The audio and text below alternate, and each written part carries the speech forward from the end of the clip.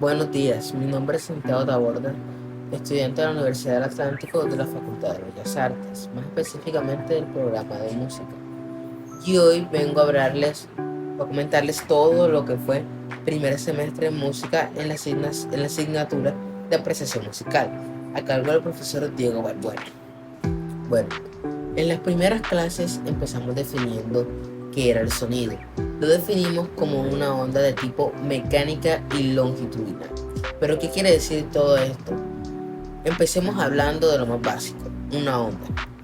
Las ondas son perturbaciones de energía en las que no se ve implicadas la masa. Las ondas pueden ser de tipo mecánicas o electromagnéticas. Las ondas mecánicas son las que necesitan un medio para transmitirse. Las electromagnéticas son las que no requieren de un medio para transmitirse. Las ondas mecánicas, un ejemplo de una mecánica puede ser el sonido, y un ejemplo de una onda electromagnética puede ser la luz. Las ondas también se clasifican dependiendo de la dirección de propagación. La dirección de propagación, las ondas pueden ser de tipo longitudinal o transversal. Las ondas de tipo longitudinal son las que su propagación es paralela a la fuente de emisión, y las ondas de tipo transversal son las que las ondas son de forma perpendicular al medio de propagación. Las ondas también tienen o hemos creado unos ciertos términos para clasificar o dar características a las ondas, para hacer más fácil la comprensión de los fenómenos ondulatorios. Entre estos encontramos la frecuencia, la longitud de onda, la amplitud, el periodo y los ciclos. Voy a empezar hablando de los ciclos. Los ciclos son cuando se realiza una onda o la perturbación se realiza de forma cíclica, como su nombre lo dice. Cuando se realiza una perturbación y vuelve a iniciar otra, a eso lo podemos denominar un ciclo, y así consecutivamente. Una onda es la sucesión de muchos ciclos, claro está. El periodo hace referencia al tiempo en el que se tarda en completar un ciclo entero de la onda. La frecuencia da cuenta de el número de ciclos que se concretan en un tiempo dado. La longitud de onda da cuenta de la distancia entre crestas y valles, o también la distancia de una oscilación entera. Y por último, la amplitud da cuenta de la distancia o el punto más alto de la onda o la cresta, también llamada, respecto al eje de reposo o el cero. Bueno, como ya les expliqué cierta terminología que tenemos que tener clara para entender los fenómenos ondulatorios, y ya les expliqué qué era el sonido, ahora ha llegado la hora de explicar cuáles son las cualidades del sonido que se relacionan directamente con todo lo que les vengo hablando. Las cualidades del sonido son altura, intensidad, duración y timbre. Vamos a detenernos a explicar cada una de ellas. La altura es la cualidad del sonido que nos permite determinar qué tan alto o qué tan agudo o grave es un sonido. Tenemos que tener en cuenta que esta altura está directamente relacionada con la frecuencia, es decir, a mayor frecuencia el sonido va a ser percibido por nosotros como más agudo, y a menor frecuencia el sonido va a ser percibido como más grave. Debemos tener en cuenta que hay unos ciertos parámetros en temas de altura. Los humanos solo somos capaces de percibir sonidos de los 20 a los 20.000 Hz. Por debajo de los 20 se llaman infrasonidos, y por arriba de los 20.000 se le llaman ultrasonidos. Que nosotros no podamos percibir estos sonidos por debajo de 20 o por arriba de los 20.000 no quiere decir que no tengan aplicabilidad, ya que los infrasonidos y los ultrasonidos son utilizados en el área de la medicina, en el área de defensa, son utilizados por los submarinos para la localización de dónde están y dónde está el enemigo. Por los animales también son utilizados mucho los infrasonidos y los ultrasonidos. Las ballenas se comunican utilizando ultrasonidos, y la mayoría de los animales son capaces de percibirlos. Por eso es muy común que los animales sientan que va a haber desastres naturales mucho antes de los humanos, porque son capaces de escuchar estos ultrasonidos que anteceden a los desastres naturales y así alertar a las autoridades. Pasando a otra cualidad del sonido está la intensidad. La intensidad es la cualidad del sonido que nos permite determinar qué tan fuerte o débil es un sonido. Está directamente relacionada con la amplitud. ¿Qué quiere decir todo esto?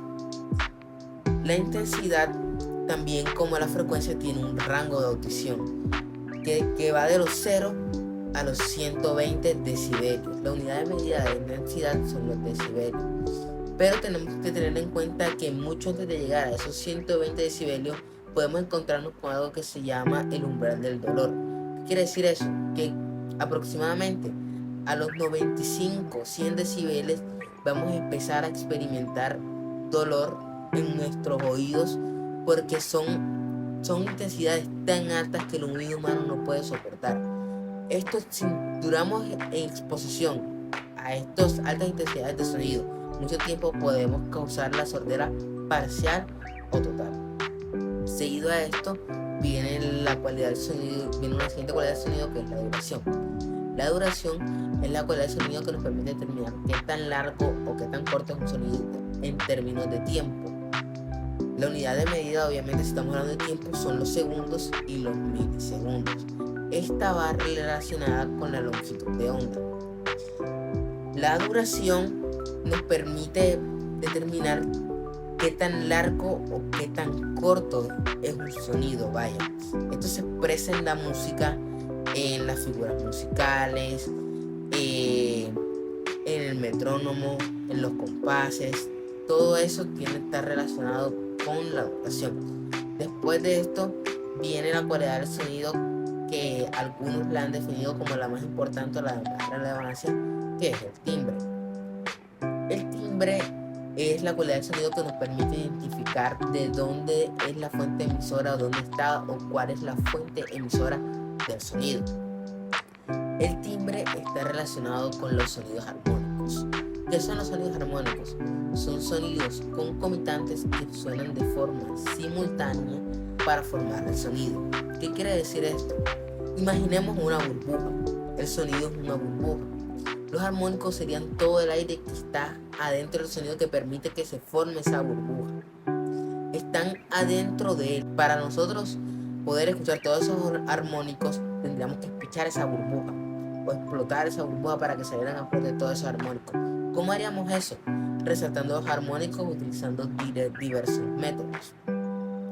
Pero volviendo al tema, los armónicos son los que determinan el timbre o la sonoridad o el color de un instrumento o de un sonido u otro. Los armónicos están definidos por el envolvente dinámico y el espectro armónico. El espectro armónico son todos los armónicos que están dentro del propio sonido que somos capaces de percibir. El envolvente dinámico es un poco más complejo de explicar. El envolvente dinámico puede definirse como cómo se afectan los armónicos o cómo se afecta el timbre a lo largo del tiempo. Me explico. Existen 4 momentos claves cuando se produce un sonido. Este tiene 4 momentos claves desde su inicio hasta que muere o se extingue. Estos son el ataque, el decaimiento, el sostenimiento y la relajación o la muerte del sonido. Vaya. El ataque es en los instantes justo inmediatamente después de que se produce el sonido. Cuando se produce el sonido, en los primeros instantes, a eso lo llamamos ataque. Va a tener un timbre totalmente diferente a la relajación o al sostenimiento, porque al inicio la onda lleva más energía y a medida que la onda va pasando, obviamente va perdiendo energía, se va haciendo más débil, las cualidades van cambiando y todo eso hace que el timbre se vaya afectando. Luego del ataque viene el decaimiento, que es una bajada de energía drástica. Luego de eso llegamos al sostenimiento. Es un momento en el que el timbre se mantiene constante, toda la energía de la onda se mantiene constante por un cierto periodo de tiempo. Y luego llegamos a la relajación, que es cuando ya el sonido está en sus últimas etapas y ya está a punto de extinguirse o morir. A estos 4 momentos los llamaremos ADSR, que son los que componen el envolvente dinámico. El envolvente dinámico más el espectro armónico son los que dan cuenta del timbre, de cómo es el sonido en sí. Luego de esto, el compositor, sabiendo todo esto, el compositor va a decidir utilizar unos instrumentos con cierto timbre, otro timbre, para crear su obra musical. Obra musical que claramente va a tener una forma. ¿Pero qué es la forma? La forma es el panorama general de la obra, la estructura. Toda obra tiene un plan. Bueno, pues eso es la forma en su estado básico. Existen diversas formas a lo largo de la historia, o han existido, como lo son la sonata, el concierto, la suite. Todos estos son ejemplos de forma. Pero aparte de la forma, la obra también lleva un ritmo. El ritmo puede ser expresado de muchas formas, pero en este video me voy a centrar en los compases, los cuales pueden ser 3 tipos: compases simples, compuestos y de amalgama. Los compases simples son compases de orden binario, ternario y cuaternario, al igual que los compuestos. Su diferencia es que los compases simples son compases de división binaria. Esto quiere decir que sus pulsos se dividen naturalmente en mitades, mientras que los compases compuestos son compases de división ternaria. Eso quiere decir que sus pulsos se dividen naturalmente en tercios. Ahora bien, estos son los 2 tipos de compases que tenemos, pero existe un tercer tipo, que sería la unión de 2 o más compases. Estos tipos de compases los llamaremos compases de amalgama. Estos compases son la resultante de cuando unimos compases simples, 2 o más compases simples, con 2 o más compases compuestos. Si unimos un compás de 2 cuartos y 3 cuartos, nos dará un resultante de compás de 5 cuartos, que puede ser 2 más 3 o 3 más 2 en su división, porque estamos viendo un compás de 2 más 3, de 2 pulsos más 3 pulsos, o un compás de 3 pulsos más un compás de 2 pulsos. Los dejo ahora a continuación con mi compañera Natalia Cañizares, que les va a explicar un poco más acerca de todo lo que fue este recorrido por la asignatura de apreciación musical. Después de conocer acerca del sonido, su transmisión, las ondas y todo lo que tiene que ver desde la parte física, ahora vamos a hablar de cómo se manifiestan los atributos intrínsecos del sonido en la música, los cuales son las cualidades del sonido. Vamos con la primera, que es la altura. Ya sabemos que la altura es la cualidad del sonido que da cuenta de qué tan agudo o tan grave es un sonido. Este se mide en hertz y se manifiesta en la música con el pentagrama. El pentagrama es una notación musical que se basa en una estructura compuesta por 5 líneas y 4 espacios, puestas paralelamente con una misma distancia. El pentagrama es muy importante, ya que nos permite tener registro de las obras musicales y que no se pierda la música. Claro que debemos tener presente que para su buen funcionamiento este necesita de signos musicales que nos van a hablar de su altura y de su función. Por esto tenemos a las claves, quienes nos ayudan a indicar la altura de la música escrita asignando una determinada nota a una línea del pentagrama. Y esta se toma como punto de referencia para establecer los nombres dentro del resto de las notas del pentagrama.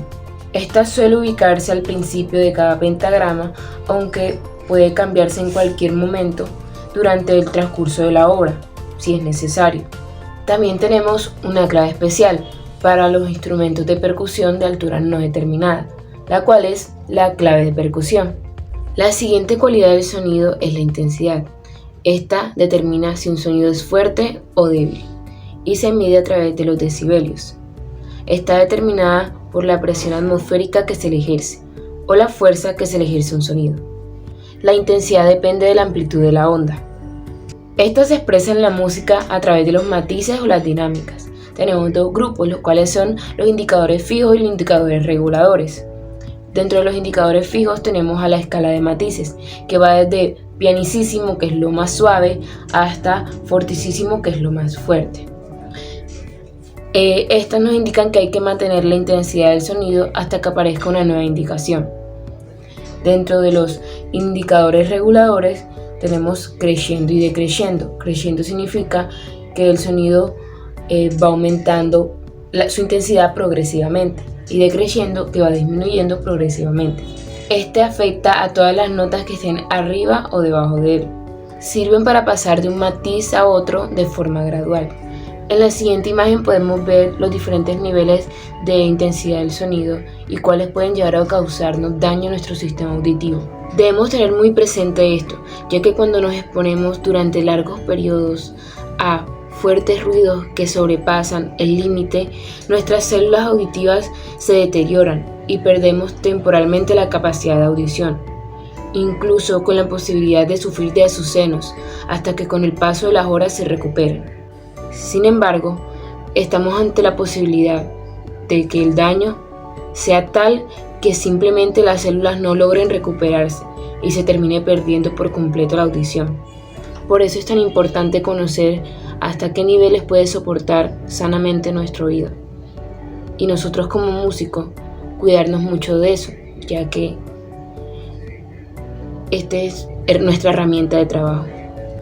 El timbre es la cualidad del sonido que determina el color, la personalidad, el carácter del sonido. Nos permite identificar la fuente sonora y es lo que nos hace diferenciar un instrumento de otro. Es lo que nos hace reconocer que lo que está sonando es una guitarra y no es un violín. Este se expresa en la música claramente a través de los instrumentos y dentro de ellos tenemos también a las voces humanas, que en la técnica vocal se tienen diferentes grupos. Dentro de ellos tenemos la contratenor, la tenor, barítono, bajo, y en las femeninas tenemos soprano, mezzosoprano, contralto.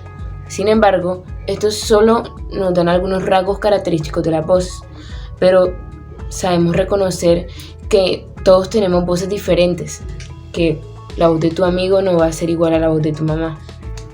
Por último, tenemos la duración, que es la cualidad del sonido que determina si algo es largo o corto. Su unidad de medida son los segundos. Esta se expresa en la música de dos formas. Primero, con la duración absoluta, que esta se mide en función al número de pulsaciones que se tiene en un minuto. En ella hay dos formas distintas de nombrarse. Tenemos la terminología italiana, como presto, allegro, andante, adagio. Presto sería muy rápido, allegro rápido, andante moderado. Tenemos también el tempo metronómico, que indica el número de pulsaciones por minuto, que se hace con BPM, beats por minute. Y tenemos la duración relativa. Esta se refiere a las figuras musicales, su duración relativa a la figura que le corresponde. Pero también esta depende de la duración absoluta. Y aquí incluimos a los silencios y los signos de prolongación a la vez. Ahora vamos a hablar acerca de la clasificación de los instrumentos musicales. Vamos a empezar diciendo que un instrumento musical es un cuerpo sonoro que produce sonido. Dentro de este encontramos dos clasificaciones, que son los instrumentos convencionales y los no convencionales. Los instrumentos convencionales son aquellos que fueron creados pensando en que produzcan sonidos para hacer música, es decir, desde su concepción ya fueron pensados como instrumentos musicales. Y los instrumentos no convencionales, que son objetos que no estaban pensados en un principio para hacer música, pero que pueden producir algún tipo de sonido. Y si le agrego un ritmo o algo que haga o lo hago formar de una pieza musical, lo convierto en un instrumento. Con el uso se convierten en instrumentos. Ahora vamos a pasar, después de esta clasificación, a la clasificación como tal de los instrumentos convencionales. En ellos existen muchas formas de clasificarse. Tenemos la que data de la antigua Grecia, que se hacía en Occidente, que es la clasificación de la orquesta sinfónica, que son los de viento, viento madera, viento metal, de cuerda frotada, percutida, pulsada y de percusión con altura determinada y altura indeterminada. La que yo les mencionaré es según la forma de producir el sonido. Esta clasificación es una mezcla entre la clasificación que creó Sachs y Hornbostel en 1914 y la clasificación de Maillon en 1880. Tenemos en ella varios grupos, las cuales son los aerófonos, cordófonos, idiófonos, membranófonos, y más tarde, en 1940, Kurt Sachs agregó una quinta categoría, los cuales son los electrófonos. Los aerófonos hacen vibrar el aire para producir el sonido, normalmente contenido en un tubo que sirve de caja de resonancia. Mientras más corto sea el tubo, más agudo el sonido. Estos son de boca, de lengüeta y de boquilla. Los cordófonos, que tienen una o más cuerdas que vibran para producir el sonido y es amplificado por la caja de resonancia. Los idiófonos, que es el propio cuerpo del instrumento del que vibra para producir el sonido. Mientras más pequeño y fino el instrumento, va a sonar mucho más agudo. Tenemos los membranófonos, que poseen una o dos membranas de piel o plástico tenso que vibran al ser golpeado. El cuerpo sirve de caja de resonancia. Y los electrófonos, que son aquellos que utilizan la electricidad para producir o amplificar su sonido. Tenemos a los cordófonos con las cuerdas frotadas, punteadas y percutidas. Dentro de esta imagen tenemos instrumentos que son de cuerda pulsada, pero también son electrófonos, ya que utilizan electricidad para amplificar su sonido. Dentro de los aerófonos, que son los de viento, tenemos tres clasificaciones: de viento metal, de viento mecánico y de viento madera. Podemos clasificar los idiófonos y los membranófonos en un mismo grupo, que son los instrumentos de percusión. Para irnos primero con los idiófonos, tenemos dentro de él también varios grupos: percutidos entre sí mismos o de choque, percutidos con baqueta, mazo o algo similar, punteados, percutidos con manos o dedos, sacudidos, frotados o raspados. En los membranófonos tenemos los frotados, los soplados y los percutidos. Y por último tenemos los electrófonos, que dentro de él están los electroacústicos y los electrónicos. ¿Qué es el ritmo y su relación espacio-temporal en las artes? El ritmo es orden y proporción. Siempre que hay una distribución de los elementos en el espacio y o tiempo, hay un ritmo. Es un concepto que vincula a todas las artes. En la pintura hay ritmo, fundamentalmente espacial, pues porque la pintura es una porción de espacio con cosas encima, como pigmentos, formas. Pero también hay una distribución temporal, porque cuando miro una pintura no veo la pintura simultáneamente de la misma forma, sino que va dependiendo de la composición, profundidad, perspectiva. Voy a definir unas cosas y luego voy a observar otras, en cierto orden. Aquí ya hay ritmo. Es el hecho de que hay unos materiales, y la organización de esos materiales es lo que en música se llama ritmo. En la danza podríamos llamarlo movimiento. En el teatro le podemos decir acción y en la pintura composición. Esta relación espacio-temporal se conceptualiza más que todo en música desde la dimensión de la temporalidad del ritmo, como es el pulso, que es la subdivisión interna del ritmo. Es la cuadrícula sobre la cual se establece el ritmo. Este normalmente es flexible. Si se hace de manera orgánica, un pulso siempre va a tener una diferencia con el otro, a excepción que se haga con un programa electrónico. De esta manera, el pulso pierde un poco de flexibilidad y llega a tener la obra un estilo un poco cuadriculado, más rígido y sin tanto movimiento. Esto es muy importante, ya que nos ayuda a darle a la obra esa esencia que se desea. Sin embargo, la dimensión espacial es muy importante, ya que tú no vas a percibir de igual forma un sonido si es emitido desde un televisor de alta gama o desde un computador o desde un celular. Se experimentan sensaciones distintas según la fuente sonora que lo esté emitiendo y también desde el espacio en que se esté emitiendo, ya que no se va a escuchar de igual forma en tu cuarto que en un teatro con una buena resonancia y una buena reverberación. Depende de donde surja el sonido, va a ser determinante en su resonancia y en su velocidad. Para continuar, también me gustaría hablarles un poco acerca del libro Cómo escuchar la música de Aaron Copland. Aaron Copland fue un compositor, ejecutante, profesor y director de orquesta estadounidense. Sus obras más distinguidas se enmarcan dentro de una corriente inspirada en el folclore y música popular, sin dejar de lado la música de cámara. Si hablamos un poco acerca de la música de Copland, este siempre tuvo la intención de evocar una respuesta basada en las experiencias compartidas y da un sentido de identificación al oyente. Él identificó la necesidad no de crear un libro con reglas de cómo llevar a cabo un proceso de percepción musical ideal. Él no quiere establecer una imposición de cómo debe apreciarse o no la música, sino que crea una especie de guía para todos aquellos aficionados y amantes de ella que quieren aprender a contemplar una obra musical desde todos sus planos. Quieren aprender no solo a deleitarse y a gozar de la música, sino a llegar a una comprensión desde todos sus elementos, que aunque esa capacidad se adquiere principalmente de la experiencia, solo el conocimiento puede hacer que se intensifique. Es un libro excepcional que debe leerse, con tan solo decir que lleva 100 años y aún sigue vigente. Como una reciente lectora de él, puedo decir que fue muy placentera su lectura y que me ha ayudado a ver la música desde otra perspectiva. Para finalizar, vamos a hablar de los sistemas de afinación, sistemas de referencia y referencias de afinación. Los sistemas de afinación sirven para ajustar un instrumento y definir la frecuencia de su sonido. Es un conjunto de procedimientos o métodos para asegurarnos que las frecuencias que tiene nuestro instrumento son las que queremos. Aquí tenemos el sistema temperado, que consiste en dividir una octava en 12 semitonos iguales. El piano es uno de los instrumentos que utiliza este sistema. Por otro lado, tenemos el violín, que no necesita afinar en sistema temperado, sino que se basa en la proyección de los armónicos. Tenemos el sistema pitagórico, que se fundamenta en la quinta natural. Se dice que este sistema es como suena la naturaleza y nunca llega al mismo punto. Y otro sistema destacado es el saliniano, basado en el intervalo de tercera. Ahora seguimos con los sistemas de referencia musicales, los cuales son formas de organizar los sonidos basados en unos códigos, y unos códigos basados en la sincronía armónica de los sonidos. Dentro de estos tenemos el sistema tonal, con características como jerarquía, un sonido fundamental más importante que otro, reposo, tensión e inestabilidad y función de cada sonido. Tenemos el sistema modal, que se basa en la relación de dos tretacordios, dos grupos de 4 sonidos.